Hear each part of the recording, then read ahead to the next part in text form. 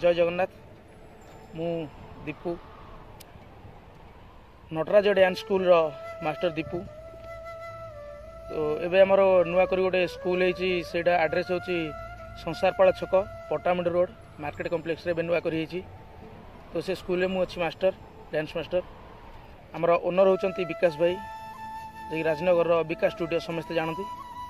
तो दुखर विषय मु कहबा जाउची दुखर विषय आमर नुआ दुखर विषय होची सेई मानकर। तो आमे देखिया पाइलु आमर जो जगार सब राजनगर जो जगार सब आमर लगी पोस्टर जे कि आम स्कूल एडमिशन पई जो पोस्टर सब लगा जाइए तो ताकू किछि लोक फाड़ी देइचंती। तो से पोस्टर को फाड़ी देइचंती।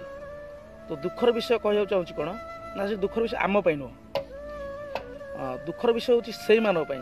तो से औकात से निजे जणे देले केमती ना पोस्टर निजे फाड़ बा कहा माध्यम रे फाड़। तो फाड़बार आवश्यक किसी ना तो फाड़े किसी भूल कलेनी। तो निजर औकात से निजे तले पकईदे निजर परिचय छोट बोली से जनईदे अरे भाई तुम्हें निजे फाड़ तुम जो स्कूल मास्टर हुआ कि मालिक जहाँ भी हो तुम्हें निजे फाड़ बा का थ्रू रे फाड़। जो पिला कही कि से पोस्टर सब फाड़ापी 10-50 दे 100-200 दे तो तांको सामने प्रथम तुम औकात तुम पदार पकड़ जे कि से पिला कौन भाव कि ना आर लेवलटा कम बोली से आउ कार पोस्टर फाड़िया से मत अनुभव देला कि बा मु निजे फाड़िली।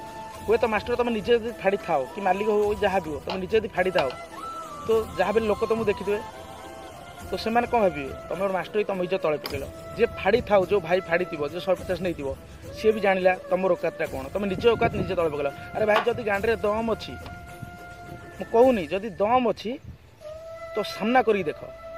तो पोस्टर फाड़ा क्या विषय किसी चुगलामी करवा ये सब कौन ठीक कि कारण सब छोट परिचय एटा तुम छोट परिचय देल। मो टैलेंट मो हिसाब रे मु कहूँ जो दम अच्छी सामना को आस सामना को आसिक बस टक्कर दियो। तो एमती करवा आदौ ठीक नुह कारण तुम्हें कलाकार आमे भी कलाकार आमे बस चाहूँ कला बांटिया जो पिला एडमिशन करुँच केते कष्ट आम शिक्षा दौचु तुम से शिखाओ क्या मना ना ये क्या भी मना ना कि पोस्टर मारी माने फाड़ा ये सब चुगलामी कर ठीक कि कारण तुम औकात तुम निजे तले पकईदेल। तो दयाक रिक्वेस्ट करी कहूँ पोस्टर फाड़ा आगु 10 थर भाविया दरकार निज टैलेंट आम लोक देखार अच्छी। तो निज टैलेंट देखाओ एमती पोस्टर फाड़ा ये सब फालतू फालतू कर आदौ ठीक नुह।